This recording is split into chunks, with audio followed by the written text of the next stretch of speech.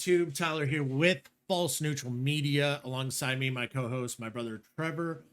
And we just had a 3-day weekend of motocross donations. And holy shit, we're not going to break down each one. We're just going to talk about it as a whole. Be way better. And my God, the racing was absolutely phenomenal out at Crawfordsville, Indiana. Yes, Iron Man, baby. The track was nuts. brutal. Oh yeah. But then they went, we're going to throw some water on that bitch and hold on tight. It looked bumpy. It looked fast. It looked sketchy. And I saw a couple of pros go, we actually kind of liked it. Yeah. Because it meant you couldn't go too fast. Yeah. So it was like the track naturally just being a barrier for every rider slows down everybody. So it's like the great equalizer is this shitty fucking bumpy track.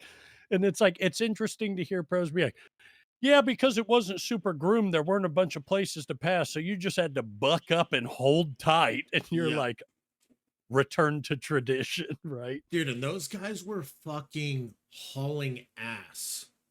Absolutely. Ass on that track too.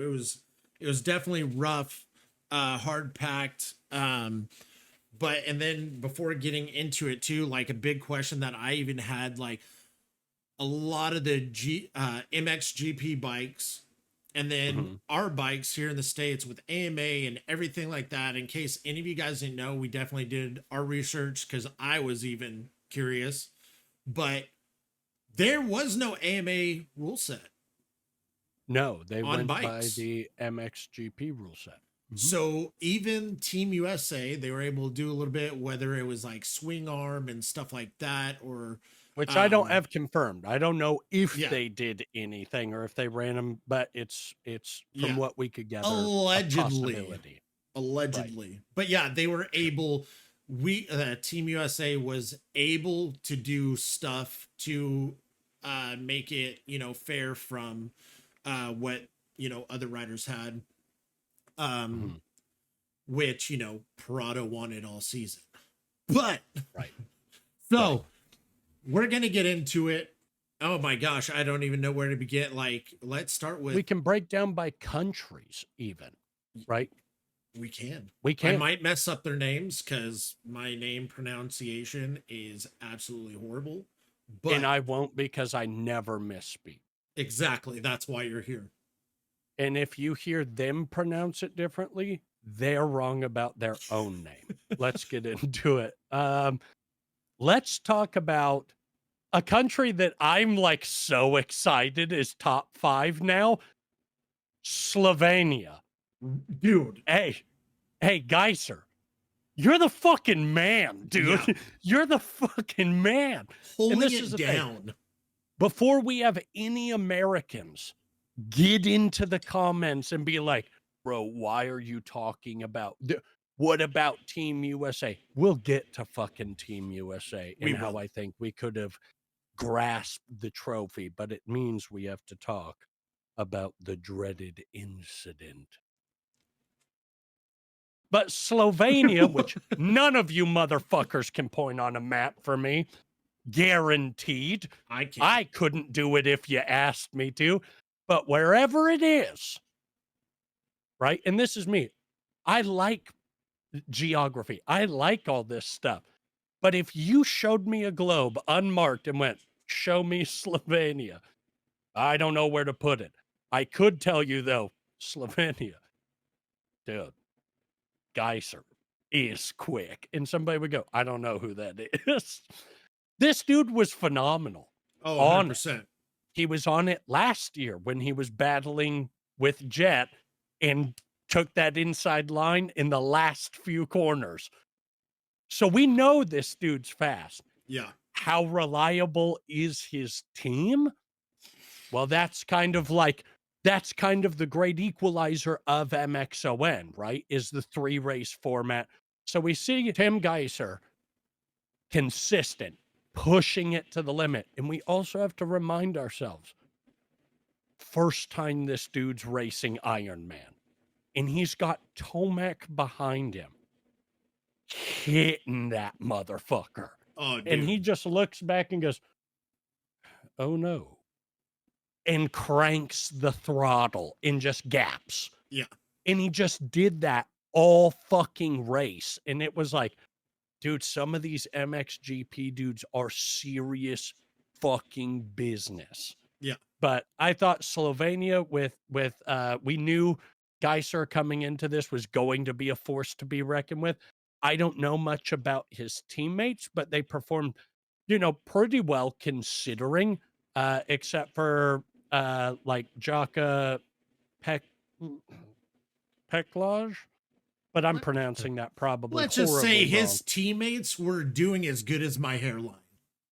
They Jesus. I think that was more Germany, but we'll be fine. Anyways, and we'll see. Where was Germany 15th? Poor Roczen, dude, was like trying his hard. Let's talk about this. Let's talk about our honorable mentions. Ken Roczen, brother, you saddled up on that iron horse and said, I'm going to keep going after getting run over. Fuck it. I'm just trying the best I can. RJ Hampshire, brother, are you okay? I'm not even mad at you, brother. Are you good? I'm so sorry that this all happened to you. How do you feel about it? With RJ, man, it was tough. He was riding with his full heart, man. I know he definitely wanted to make a statement, especially filling in for Chase Sexton for Team USA.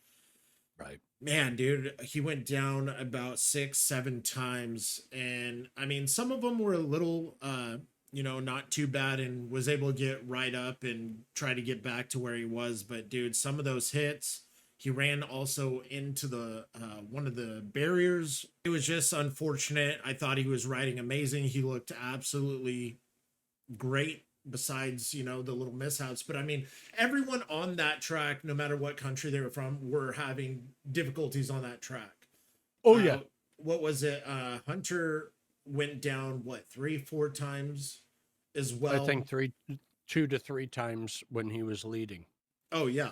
And luckily, I mean, he looked amazing. Like Australia, we'll talk Australia even real quick too. Like, domination. Go ahead, take it. Absolute domination, back-to-back 2 years in a row.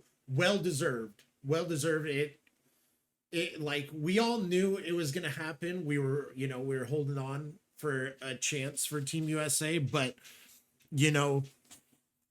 Jet looked phenomenal. He was doing stuff that you just don't see it. Like always, we get to watch him all the time. But dude, just the lines he was taking, in some of these sections was just absolutely like the biggest balls. Like it, I don't know how many times I sat there and was just like, dude, how is this dude doing that? And why is no one else doing that? And that separates him from everyone on the track. And this is like every fast rider in the world. Just how insane he was, especially coming off of the finish line, and launching down so far that when he went over the roller, like, dude, he was literally almost going over the bars and saving it. Like, the incredible strength that dude has, the skills and the calmness in those situations are insane. He did that twice, as you pointed out. I thought it was just once, but he also went over and landed in the hay bales, almost hitting like a flagger or an official, one of the two, and literally like, sorry, and like takes off. It's just amazing watching that dude ride. So going with Hunter as well, like, we're not used to even seeing him up top, especially last year and stuff like that. So seeing him dominate in his motos as well during this whole event was honestly really cool to watch.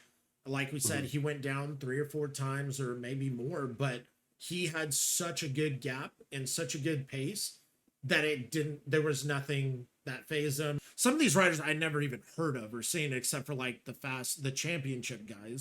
Right. And we have some interesting things, right? Because we have the MXGP class, we have the MX2 class, but then we have the open class. Yeah.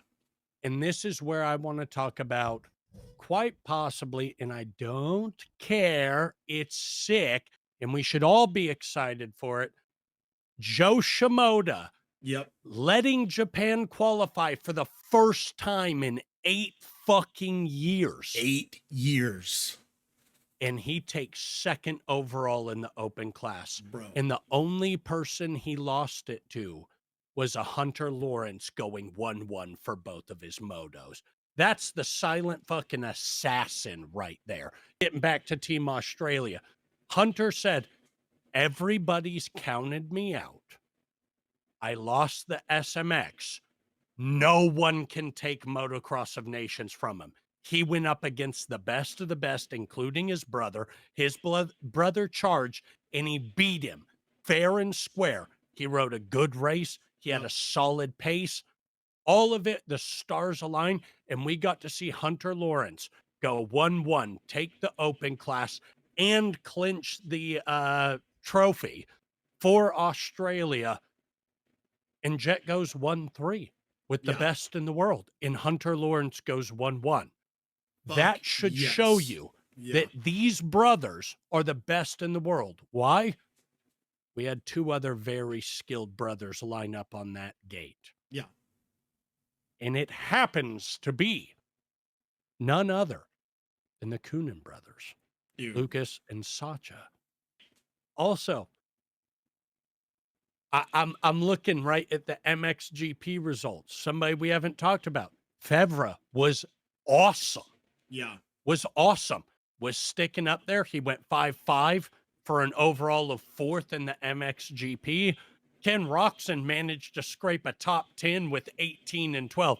That should show you it's a rough race for everybody. It's a rough ass race. But it was cool seeing, Jet Lawrence, he takes the MXGP, right? MX2, and this is where I want to talk about some exciting shit. Tell us. We got K DeWolf literally going there knowing that he does not have a teammate. And he goes, well, then the only thing I can actually win is the MX2. Goes out and stomps it. Absolutely. And goes, cool. I did exactly what I needed to win the MX2, and he beats Justin Cooper by 2 positions each moto to clinch that victory. And we've heard rumors that K DeWolf before MXON went, Deegan, you still running? Yeah. I didn't even know about that until you told me. Dude didn't even have a chance at the Chamberlain Trophy, but goes, I won what we could have battled for. Yeah. And I did it pretty easily. Right? Every start, it was like mid-pack or a little more behind. He had to fight through, guy, especially 450s. Yeah, but he's the man. Yeah. We also got to see, and this is where I want to say a little joke. It was great watching MXON, where we saw Hayden Deegan on the 450 battling Tomac. Oh, wait. That was Joe fucking Shimoda, baby. Get my fucking man a 450 ride. That was insane, dude. Seeing him hop on the 450 and able to keep up in battle with these guys. Yeah, dude, do I wish we had Hayden out there? Yeah. But the more I think about it, watching Joe on the 450, how crazy would it have been if he had been level-headed in Vegas, regrouped and gone, you want me on the 450? You fucking got it. We get Seth Hammaker to ride the 250. Deegan goes to the 450 class and is battling with Jet with Eli Tomac. Lethal combination of America that would have led us to a possible victory. But again, it all comes back to the incident. broken collarbone. You got K DeWolf going, keep running, brother. I'm on my way. And he's talking. He goes, I'm trying to get over to America. He was talking nonstop after MXON about his supercross times. He's like, Yeah. I'm getting good. I'm getting fast. That scares me, brother, because we're going to have K DeWolf come over here and go, let me try my hand at this. And we just watched him race Iron Man for the first time. Yeah. A lot And of he these looked guys good. for the very first time on that track on US soil. Watching Geiser first time on US soil racing Iron Man like that. The dude had something for Tomac. Oh yeah. That's dangerous, dude. Now, could it be different when bikes are changed and the whole, yeah, sure. Yeah, sure. I still think what we're seeing from K DeWolf, from the Coonan brothers, all of that, they're showing the fundamentals in the body technique that the Lawrence brothers have, but their own spin on it. And K DeWolf is like if you gave Jet Lawrence's skill to Hayden Deegan's recklessness. K DeWolf is a fucking monster on a bike, and we've only seen him on the 250.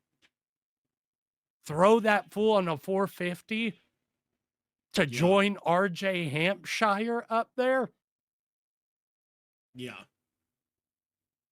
Dangerous because you know K DeWolf's gonna try and chase Hayden Deegan because everyone keeps going, yeah, but the American Hayden Deegan, and K DeWolf's like, give me the opportunity. So K DeWolf's just out there going, yeah, who was gonna challenge me? Justin Cooper? Right. No. Justin Cooper didn't do bad though. But We'll that's get not into me USA discounting in a Justin. second. Yeah. That's not me discounting Justin Cooper. That's K DeWolf going, bro, I want the best. I want the best. Send me your best. Stop sending me these backup riders. I'm trying to prove a goddamn point. So I don't know, man. It was pretty sick. But America, the only way I see them possibly clinching a trophy next year, you better throw Hayden on that 450 and hope that him and Jet can battle and Tomac can slip into the lead and carry it. But if they're busy battling, you got Eli Tomac on the periphery trying to get in. Well, then he's got to deal with Hunter. Yeah. We're talking about we could have had the greatest race we've ever fucking seen. Tomac and Deegan on the same fucking 450 going against the Lawrence brothers on the same 450 with Tim Geiser picking at the pieces. It could have been amazing. And K DeWolf would have been even more mad because this was his chance to go, Yeah. Because from all the banter, all the little shit talking. Oh, 100%. Yeah. Basically a race to just honestly be on the edge of your seat. But, you know, I'm getting into Team USA. I thought the boys rode amazing. I thought J Coop rode phenomenally. He went down, you know, obviously a couple times and got into it with which Coonan brother? Oh, I it believe no. I think it was Sacha. Yeah, you're right. 47. I honestly watching the nations, I definitely want to start watching a little more MXGP so I could really start getting these guys' you know, names down, not just names, but like watching how they operate and how they race. And I mean, a lot of their races are really fucking exciting to watch. They're sick, dude. They're sick. I got a prescription. I got a subscription the for doctor MX. Yeah, the doctor called. You need to watch more MXGP. So we got a subscription. I got a fever. The only prescription is more MXGP. yeah. So give me more of that K DeWolf motherfucker. Oh my, yeah, exactly. So I'm excited to watch a little more of that. It definitely, you know, not changed my perspective. I never thought about it. Everybody's always like, dude, do you watch that? No. I just watch whatever's going on with, everything here. But for what we do, we need to start watching a lot of that. Brother, Off-road, I've been I don't keeping know. up. I don't know about I've been off-road, to be honest. I've been keeping up on MXGP since Hurlings came over and gave Eli Tomac the whooping, and I went, Yeah. "What are these Belgians doing?" Right?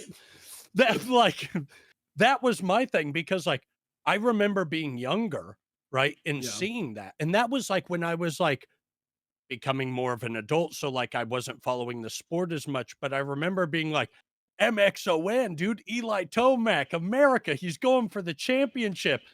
And Hurlings was just like, later. And Yeah. Tomac was like, yeah, I ain't shit trying to keep up with him. That dude's fucking fast. Yeah. And then Hurlings went, I actually think I'm going to stick around for a couple of US rounds. And Tomac went, I got to fucking lock in. And if you look up the Jeffrey Hurlings Eli Tomac documentary that's been done on YouTube, it'll make you interested.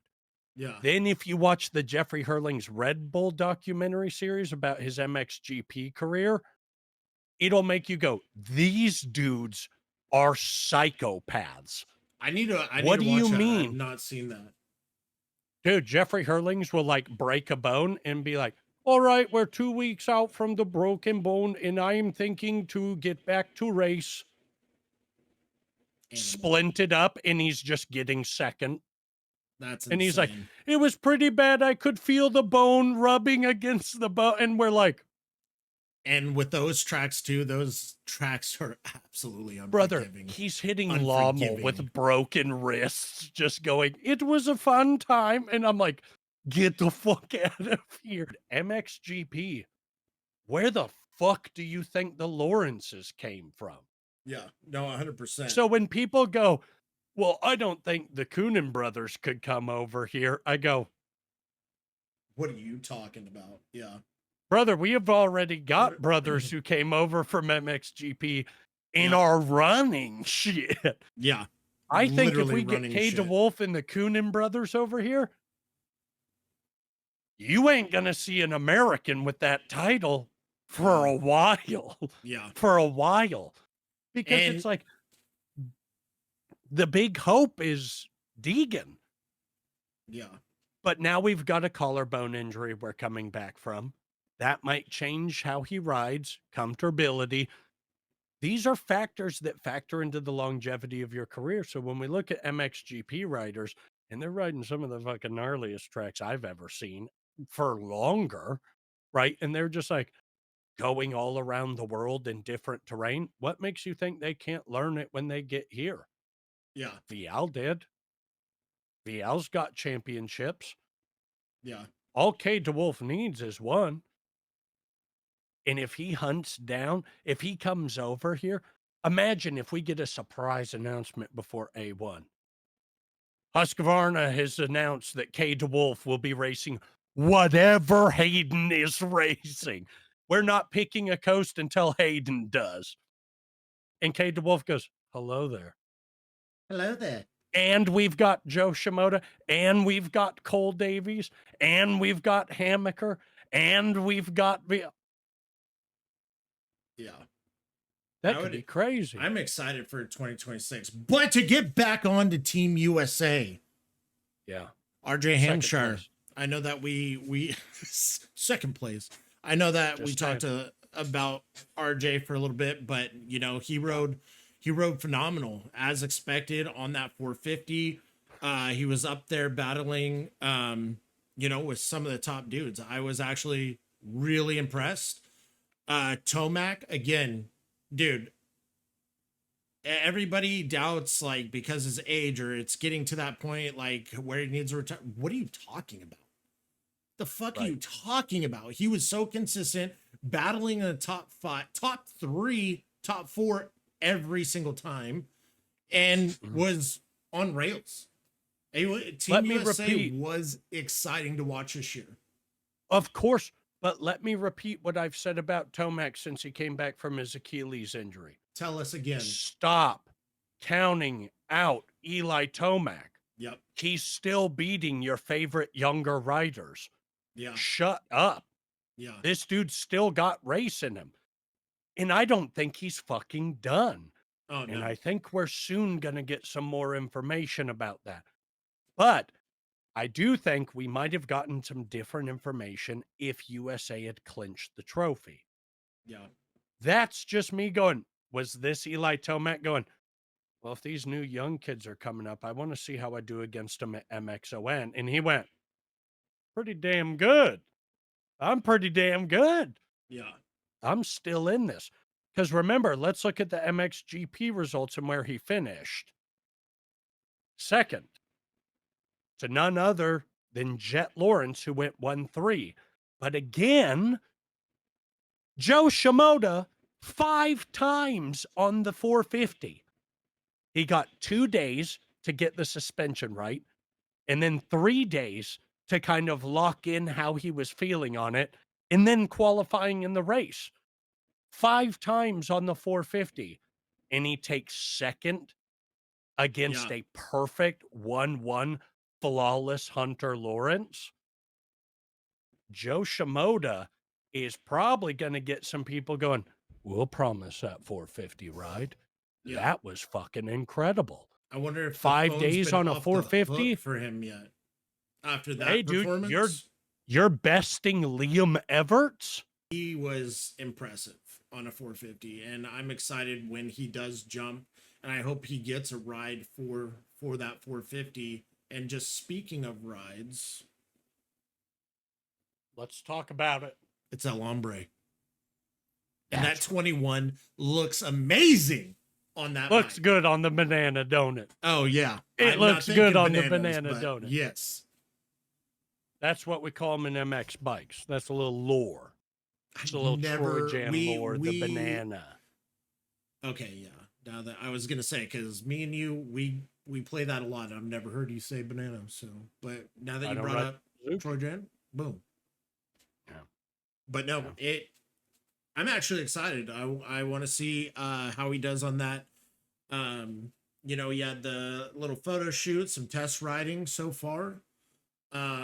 We still haven't heard anything about Tomac and where he's going to be going for 2026, whether it's KTM or who the fuck knows. He's keeping it very low key. Maybe nothing signed yet. Maybe, I don't know. We have no idea. I was hoping that we would hear something. Maybe we'll hear something in the next couple weeks. Yeah. You know, I'm excited for the announcement. Yeah. So I mean, it probably looks like they're going to be having him on, you know, KTM. So, but I thought this past weekend's races was just phenomenal. Watching from qualifying, the press conference, the parades, I thought that was awesome. Everyone just stoked. It was awesome. I wish one of these times we need to go. I think that would be it's on my bucket super list. fun. Whether it's like in the States or not, I would love to fucking go to a Motocross Nations race, and experience that, whether it's, you know, on the track filming or just going and watching. I think it would be awesome. Mm-hmm. But I mean, other than that, dude, like, do you have anything else to say? Like, it's the off season now. Yeah, dude. I think I'm excited to hear the announcement of Jeremy McGrath coming back and being the team manager of Bud Light KTM. And that's where Eli Tomac signs. He does a Stone Cold Stunner with 2 fucking Bud Lights, crushes them, does a 4-mile wheelie around the stadium, comes in and kicks everybody's ass. That's what I'm excited for the 2026 season. So I'm excited random. for their 3rd sponsor to come on. That's right. We're bringing Hot Wheels sponsor back. Get the Hot Wheels Bud Light KTM Dude, rocking. some of their bikes were sick. Dude, there were teams back in the day. You remember the Boost Mobile Yamaha with the fucking dragon on the side that was like, and you're like, this shit was awesome, dude. Yeah. Like, Timmy Ferry, all I'm Chad saying, Reed had that. Yeah. Dude. The It was Sobe. so sick. The soap energy. Dude. Oh, yeah. Do you remember like the old like sponsors of like NOS energy Oh, drink yeah. and shit. And it was like, these are things that are ancient relics of a past time. We don't But even talk about those. but with all that being said, yippee-ki-yay, we're excited for the rest of Yeah. it. Congrats to Australia. My God. Hunter Lawrence, and I'm going to say this, was better than Jet Lawrence this week. And if you want to argue that, argue the results. Argue the results. Hunter went 1-1. He's the reason that they clinched it. Yeah. They went 1-1. Jet went 1-3 for his motos, and he that's did how go it down, goes. but he charged up the pack for that Sure. third spot. So I mean, Sure. not saying, but Sure. just all around great racing, exciting to watch. I think I've literally watched each race 3 times itself, because on the live broadcast, it was cutting in and out. Some people said that it was fine for them. For me, yeah, there was a lot of black screening, audio problems. And now when you rewatch everything now after the race and everything's like, I think they touched everything up and put all the pieces together for it. So, at least that's cool and we're able to watch it fully. But no, yeah, it was awesome. I don't even know what we're going to do for the off season, but we got a lot of amateur racing. We got Fall Classic, Mesquite, Ponca, what else? AZ Open, a bunch of other local stuff. So I'm excited. I am getting married this weekend. Yes. Highlight. Besides USA taking second, I'm getting married. That's Tying right. it down. Locked down. Let's go. I'm pumped. We love this. Absolutely. But I don't, we'll hop on for some podcasts. We're trying to talk to some riders, There's get be some more announcements filmers on. Oh, absolutely. We're still going to post got news once a week.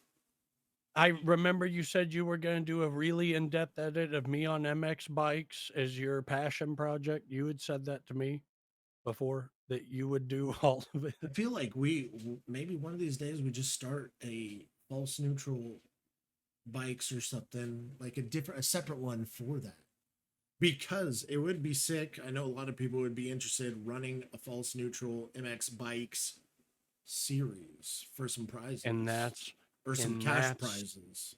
And that's Yeah. chef's kiss. Absolutely. So, and yeah, now that's the off season, getting the wedding and stuff underway, done, gives us more free time to work on stuff that we've been wanting to work on with merch, other stuff like that. So I know we've been saying it. We're just trying to build up, the audience, fans a little bit more. And yeah, once we do hit 1,000 subs though, I'm getting false neutral tattooed on me. But we have to hit 1,000 subs. But I will get it tattooed on me, 100%. Right on the neck. False neutral media. Comic Sans. False neutral media. It's not even your logo. No regrets, dude. No regrets. No regrets. No regrets. None. But yeah, that's gonna be it for Motocross Nations. And yeah. Yeah. Oh, what could have been. But enjoy second, America. Fucking hell. Thank you guys Australia. for tuning in. You mad lads. You truly. Thank you guys for tuning in. Make sure to hit that subscribe button. Leave a like, leave a comment what you guys thought of the race at Motocross Nations and what you're looking forward to for Supercross SMX 2026. Bud Light KTM, baby. Number 1. Everyone, thank you for tuning in. We appreciate it. We'll see you in the next one.